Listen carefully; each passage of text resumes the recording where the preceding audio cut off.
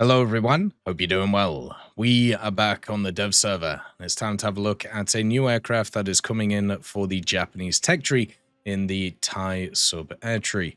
This is a very modern F5, the F-5TH TCU, or as it's known, the Super Tigris. And what this is an F5 which has been upgraded by Israel for Thai service. This means that it gets access to a pretty cool set of weaponry, which is slightly different from the trailer that we saw earlier. But who knows, maybe things will change. But this is a rank 8 jet that is coming in for Thailand. You can see it right here, just between the F-5T SCU and also the F-16A OCU.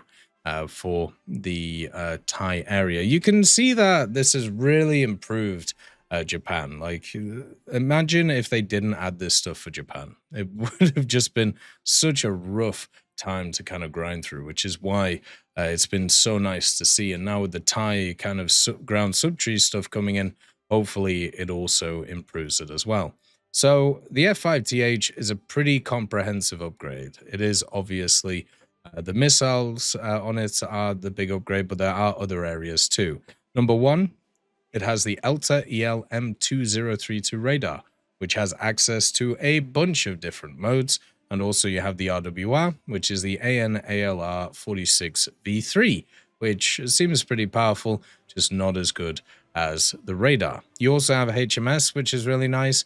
And you may have noticed something is missing from this vehicle, and of course it is the fact that there isn't an additional gun on this, so it only has one 20mm instead of two, which is a little bit crazy. Then you also have access to the J85 G21As, so not any real upgrades there, but it will still be pretty good at maneuvering and also kind of dogfighting, which the F5 is very good at. The only issue is it's at 13.3 now. Now, you may be asking, why the hell is this thing 13.3? Well, pretty simple. They decided to add ridiculous armaments to it, basically making this vehicle incredibly high in BR compared to what it usually is. So first of all, it has AIM-9Ls, which are the all-aspect sidewinders. It also gets Python 3s, which are the super maneuverable kind of IR missiles, which are also all aspect. These are really fun to use, mainly in head-ons, but they also just fly fantastically and just really nice. It also has AIM-9Ms, which are the upgrade of the AIM-9Ls, meaning that you have the IRCCM attached to them and also the all-aspect nature. This is probably what people are going to run just because they're a little bit better in terms of not going after countermeasures compared to the Pythons, which are really flare-hungry. Then you also have the Darbies. So these Darbies are the Israeli air-to-air missile. They are an active radar homing missile. They have a pretty good launch range and overall general good characteristics, and you also get two of them. In the trailer that we talked about before, this vehicle actually had 4 Darbies on it. It had 2 here and then also 2 on the sides, which looked really weird. So I wonder if that's something that will actually happen in the future or not. We'll have to see. In ground, or for CAS, it has incendiaries, which aren't very useful, a bunch of dumb bombs, and then it gets access to something that the AMX gets access to. It gets access to the Lizard 3 guided bombs. These are not very powerful, but because of the fact that they're laser guided, you can be super accurate with them, and they do a lot of damage because of that. But there are much larger bombs that are around the place, but when you're coming along with a Lightning 3 pod, you're able to basically put it right on the target and kind of hammer it down. This thing also gets the 2,000 pounder, which is kind of funny, and also the rockets, the Zunis, and the Mighty Mouse, and of course the Mavericks, which is pretty standard on a lot of the later BR'd F5s. So you do have that CAS support, which actually I think is probably this thing's more useful role. In terms of modifications, it's mainly just the weapons as usual, with a few kind of left here in terms of flight performance. One of the things that you may have also noticed, which is going to make it really struggle at this BR, is the simple fact that it doesn't get a countermeasure upgrade, or at least yet it doesn't. So this vehicle only has access to 15 large countermeasures and also 30 countermeasures on top of that, which are going to be really rough in terms of it. So that is going to be one of its big downsides. Another big downside is the simple fact that this has the same problem as a lot of these types of vehicles. It is a vehicle which works really well at specific BRs which are way lower than it. But as you up BR a vehicle, what ends up happening is its flight performance gets worse compared to the airframes that it faces. So even though the F5, even at the BR that it's at, it actually has pretty decent flight performance, the problem you're going to have is it's going up against fully top-tier vehicles now.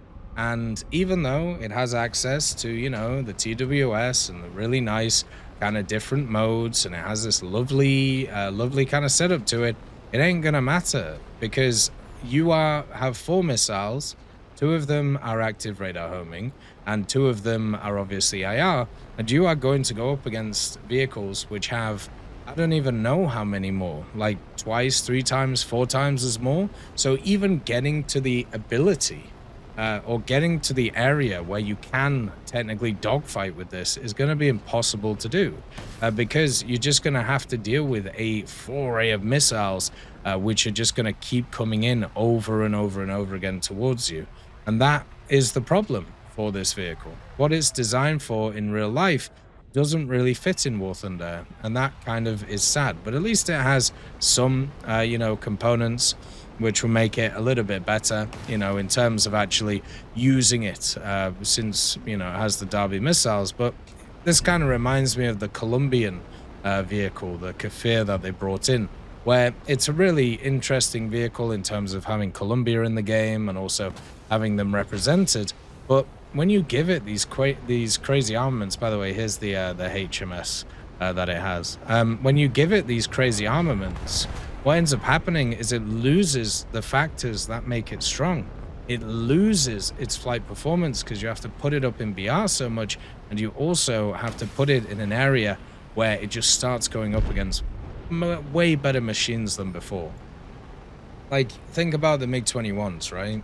It's probably one of the better examples. The MiG-21 as a platform is fine.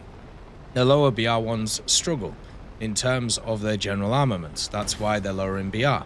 And then when you have a look at the kind of middle BR ones, so like the SMTs and the MFs, for example, they actually fit their BRs pretty well. They're pretty quick, they have okay guns, decent amount of countermeasures, and a lot of IR missiles to be able to kind of fly around with.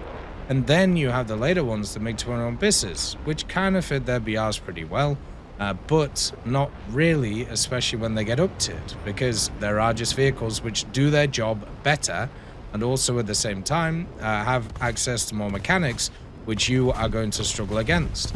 So that's basically where this vehicle is at. It's at a BR where it's going to really struggle, and that kind of sucks. And there's no way of kind of saving it. Instead, what you're going to do is you're just going to get battered for, maybe 5-6 months. They're going to increase the BRs once again, and then maybe this thing finds a little niche in how you play it and are realistic. Or the more likely thing that happens with a vehicle like this is it just becomes a vehicle that you just bring out in ground again. But it's higher than the standard BR for ground. The BR for ground that is here is 12.0 right now, and this is 12.3. So it doesn't even get that wonderful part of it. So I don't know. I don't know about this vehicle. Whee! I just wanted to show you the amount it maneuvers. I just don't know how, this is actually going to go. I just don't think we're going to see it, really. And that's kind of sad.